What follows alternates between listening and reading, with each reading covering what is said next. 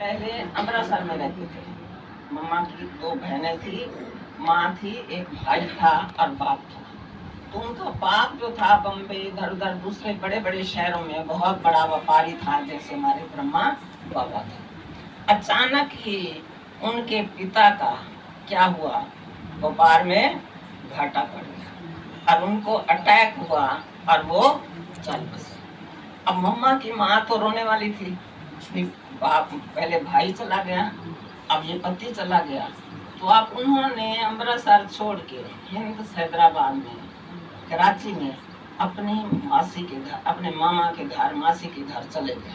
अब वहां जाके वहां तीन बहनें इकट्ठी हुई, शांता मणि दादी की माँ, ध्यानी दादी की माँ और मम्मा की माँ।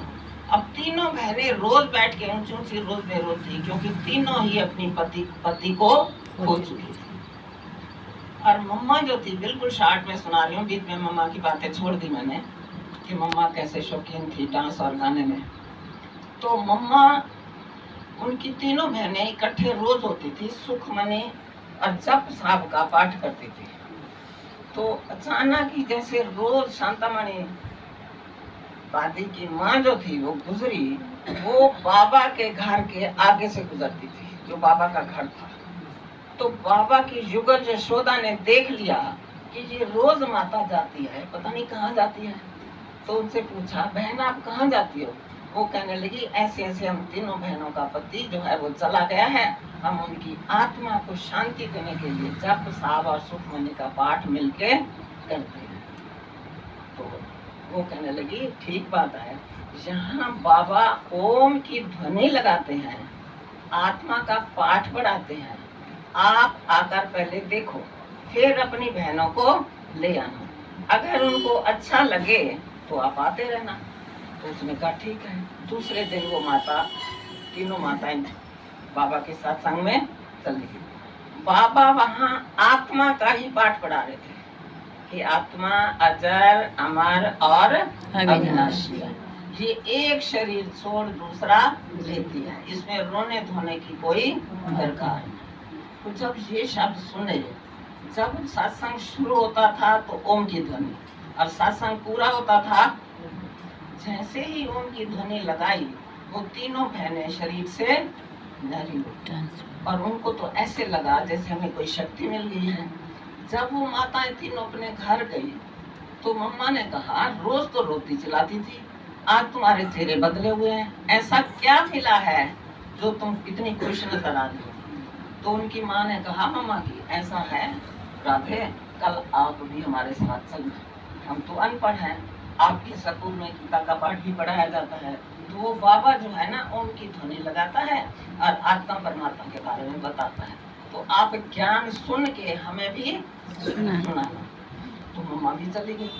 मम्मा जब गई तो मम्मा को सामने से देखते ही बाबा ने क्या कहा, मेरी कलम पहले वाली बच्ची आ गई। और मम्मा ने भी मन में क्या सोचा, मेरा कलम पहले वाला बाप मुझे मिल गया। जाते ही तो मम्मा ने बाबा ने कुछ दिनों के बाद मम्मा से पूछा, मम्मा जैसे हाल चाल बच्चों से पूछते हैं, कैसे हो, क्या कर रहे हो, पढ़ाई में तो होशियार थी।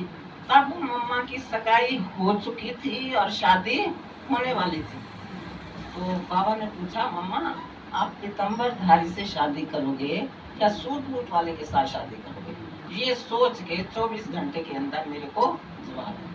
तो मम्मा की देखो हिम्मत, देखो शक्ति, देखो कितना निश्चय, देखो फटाफट कह दिया, बाबा मैं तो गोपी वल्लभ की गोपी हूँ, मैं तो पीतम्बरधारी के साथ रह के विश्व की आत्माओं का क्या करूंगी, कल्याण करूंगी। तब से मम्मा जो थी वो ज्ञान में चलने लगी। मम्मा को देखकर सब, जब ओम की ध्वनि लगाती थी मम्मा, तो सब हैरान होते थे। ऐसे आगे लंबा बहुत आया कि बाबा कश्मीर में चले गए, फिर वापस आए, कितना सत्संग बड़ा हुआ था मम्मा के कारण। तो कहने का भाव यह है कि मम्मा इतनी होशियार थी, इतनी निडर थी, इतनी निर्भय थी, और बाबा पे अटूट निश्चय होने के कारण उसने बाबा का हाथ और साथ, और साक्षात्कार का पाठ कैसे शुरू हुआ, ओम बाबा कश्मीर से वापस आए, तो मम्मा ने ओम की ध्वनि गाई।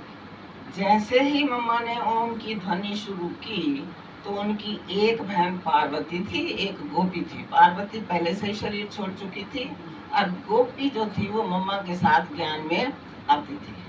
तो उनकी बहन को साक्षात्कार हुआ। बाबा श्री कृष्ण दिखाई देने लगे और मम्मा श्री, तो ये देख कर सब औरों को भी साक्षात हुआ। और दुनिया में क्या हो गया, सिंध लोग कहने लगे यहाँ तुमने हंगामा कर दिया कि कौन सा ऐसा व्यक्ति है जो इनको साक्षात्कार कराता है, ये सब झूठ है। तो तब से लेकर बाबा ने कहा ये साक्षात्कार मैं नहीं करवा रहा, कौन करवा रहा है, ऊपर वाला करवा रहा। तब से साक्षात्कार का पाठ शुरू हुआ। 1 साल गोपी बहन मम्मा के साथ यज्ञ में ज्ञान में चली, उनकी माँ भी चलती थी। लेकिन गोपी बहन ने 1 वर्ष के बाद अपना शरीर छोड़ दिया, उसको टाइफाइड हुआ, उसने शरीर छोड़ दिया।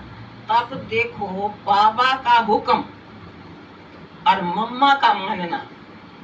बाबा ने मम्मा को कहा मम्मा जितनी भी सत्संग में भाई बहने आते हैं ना, सबको इस आत्मा का संस्कार करने के लिए शमशान घाट जाना है। तब तो सिंध में ऐसा रिवाज था ही नहीं। वहाँ के लोग कितना बड़ा और पे क्या लगाते थे, घूंघट निकालते थे। लेकिन सारी आत्माएं जो थी ज्ञान में चलने वाली वो शमशान में गई और मम्मा का देह का, गोपी का देह का संस्कार मम्मा ने अपने स्वयं हाथों से किया। और माँ भी शरीर छोड़ गई, लेकिन मम्मा की आंखों में एक भी आंसू नहीं आया, क्योंकि उसको परमात्मा पे निश्चय था कि ये दुनिया अब, यानी उनका किसी में भी ना अपनी देह में था और ना देहधारियों में किसी में भी वो नहीं था।